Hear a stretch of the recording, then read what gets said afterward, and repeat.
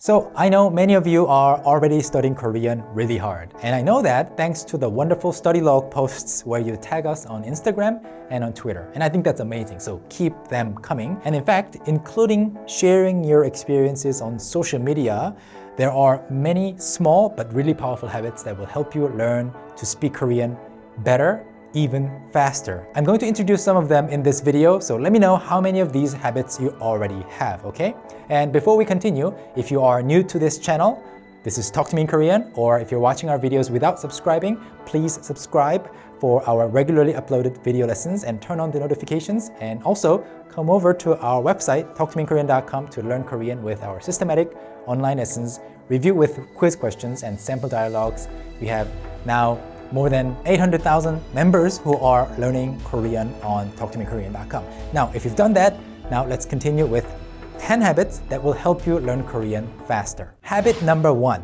Use your voice recognition AI assistant like Siri, Google Assistant, Alexa, Cortana, or Bixby to check how to say simple things in Korean, or just to remind yourself to look things up later. Hey Siri, how do you say quantum physics in Korean? There you go. Just like that, when you're on the go or driving or working out or cooking and don't really want to have to stop what you're doing to look something up, use your phone or AI speaker. And if these virtual AI assistants can't really give you the exact answer you want, you will need to do a little more research later on, so just leave a reminder and move on. Hey Siri, remind me to look up how to say that I wish I could just wake up tomorrow morning and somehow magically speak fluent Korean.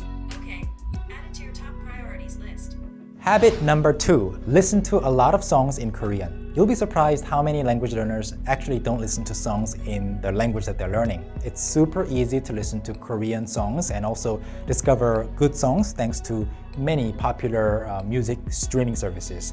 Listening to a diverse range of Korean songs will help you pick up new words and expressions without even trying too hard. Habit number 3, this is related to habit number 2. When you listen to a Korean song, if you can and when you can, read the lyrics. Listening to Korean songs will be beneficial in itself, but what if you're not being able to catch all the words that are being said?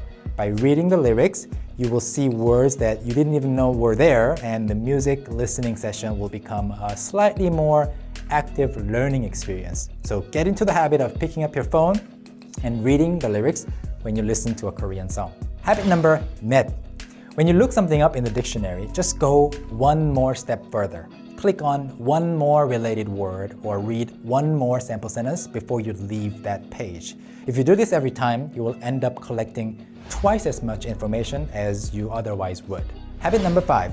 When you watch a movie or a series on Netflix or other streaming platforms, even if you are not watching a show that's in Korean, turn on the Korean subtitles. And if you don't see Korean subtitles as an option on your Netflix screen, just change the preferred language in the settings on their website and you will start seeing Korean subtitles on your favorite shows that are in your native language.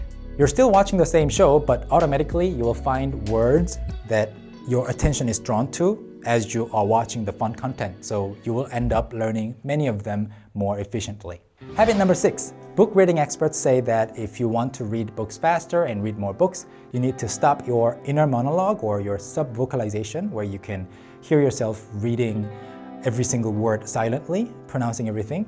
And I know the benefits of stopping the sub-vocalization, and I don't use sub-vocalization when I read in Korean, my mother tongue. But when you're learning a new language, reading with sub-vocalization can actually help you a lot in terms of becoming familiar with what kind of sounds certain words will make together when you actually say them in the future. If you can, everything you read in Korean, read it out loud. And if you can't at the moment, read along with your inner monologue voice. Just imagine yourself reading it out loud. This will be a light but good rehearsal opportunity for saying the sentences that you're reading now in the future. Habit number 7. If it's hard to find time in your daily schedule for a proper learning session that's at least 30 minutes long or an hour long, try doing this. Just pick one random news article online. You can easily do this by going to Google News and changing the location to Korea and read it. But I know it can be challenging for beginner or intermediate learners to understand everything. So what you want to do is just pick a random article. It can be any article about any topic and put the text into Google Translate. or any other machine translation service you like to use, and then just read the Korean text and then read the English translation. This will take anywhere from 3 minutes to 10 minutes or 20 minutes depending on the length of the article and depending on how interested you are in the topic. But you will find yourself learning a ton of new vocabulary, and seeing these new words will also trigger your curiosity for related words and phrases. And if this kind of lazy news article picking and Google translating ends there for the day and that's all you do for your learning, that's already a big plus for your Korean learning. But I find that it often leads to even more learning. Et en fait, j'utilise la même méthode et je lis un article en français et un article en espagnol chaque matin avant de commencer mon travail. Et je trouve que ça m'aide beaucoup avec mon vocabulaire. Habit number 8. Share what you've learned today or what you studied with, like a book or a video lesson or an audio lesson, on your social media. The posts don't have to be detailed and you don't have to teach anyone.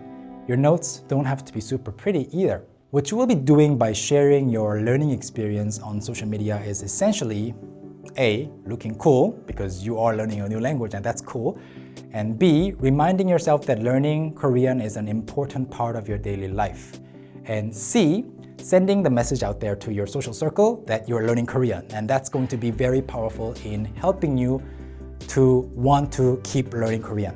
Habit number 9, use the social media algorithm to your advantage.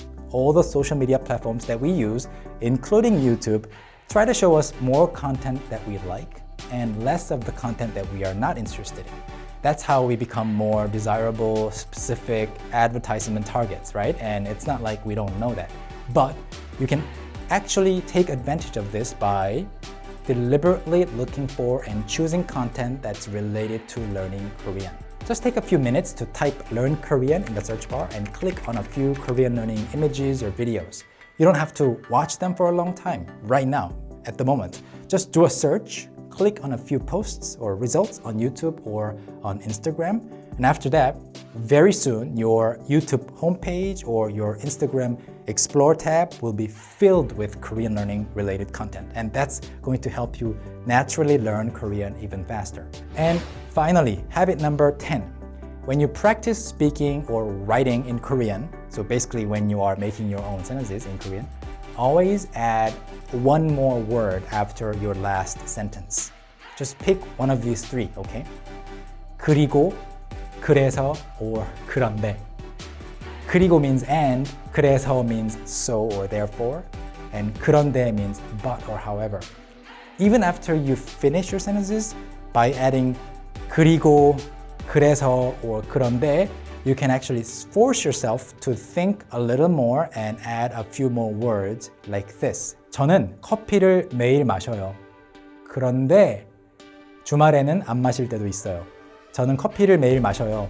그리고 사무실 근처에 좋아하는 커피숍들이 몇 군데 있어요. 저는 커피를 매일 마셔요. 그래서 이 커피숍에 거의 매일 와요. Just add 그리고, 그래서, or 그런데 at the end of your sentences and you will find yourself automatically making much more sentences. So these are 10 small habits that can help you learn Korean faster. How many of these habits do you already have? Which one of these habits will you try to practice for the first time today? Let us know in the comments. And as always, thank you so much for watching and subscribing. And I will see you at talktomeinkorean.com. 안녕히 계세요. 감사합니다.